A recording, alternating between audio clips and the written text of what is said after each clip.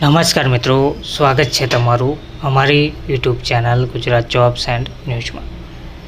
મિત્રો, જેની કર્મચારીઓ ઘણા લાંબા સમયથી રાહ જોઈ રહ્યા હતા તેનો આખરે અંત આવી ગયો છે તેવું કહી શકાય કે સરકારી કર્મચારીઓ અને પેન્શનરો માટે ખુશીના સમાચાર સામે આવ્યા છે।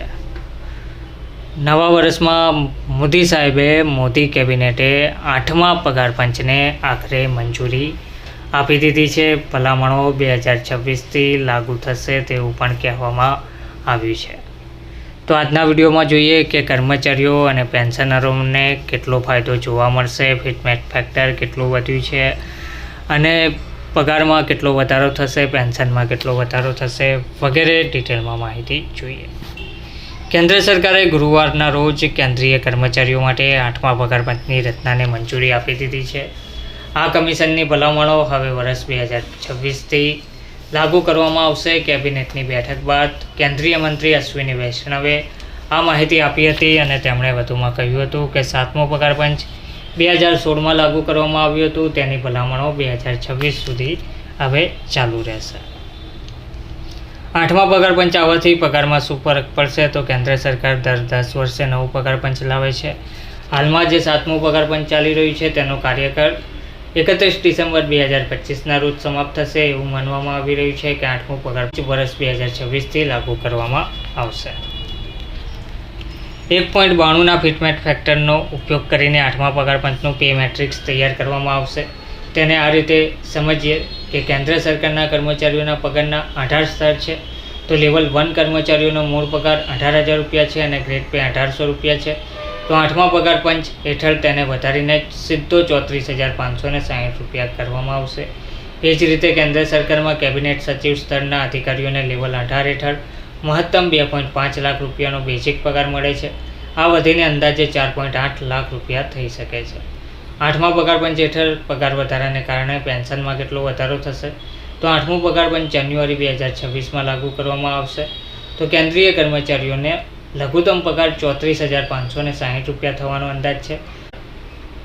જો આપણે વર્ષ 2004 ઉમેરીએ તો કર્મચારીઓની પ્રથમ બેચ કે જેમણે સેવામાં 25 વર્ષ પૂર્ણ કર્યા છે તેઓ 2029માં નિવૃત્ત થશે અને ધારો કે 8મો પગાર પંચ લાગુ થયા પછી લેવલ 1 કર્મચારીઓનો મૂળ પગાર 34,560 રૂપિયા થઈ ગયો છે તો તેની રકમનો 50% 17,280 રૂપિયા છે। આ મુજબ કર્મચારીને પેન્શન તરીકે 17,280 રૂપિયા પ્લસ ટીઆરની રકમ મળશે। જોકે તે માત્ર ભાગ્યે જ કિસ્સાઓમાં હશે કે કર્મચારી લેવલ 1 પર નોકરીમાં જોડાયા પછી નિવૃત્તિ સુધી તે જ સ્તર પર રહે। પ્રમોશન અને અન્ય નિયમો અનુસાર આ સ્તર સમયાંતરે વધતું રહે છે, તેથી કર્મચારીને પેન્શન તરીકે ઘણી વધુ રકમ મળવાપાત્ર રહેશે।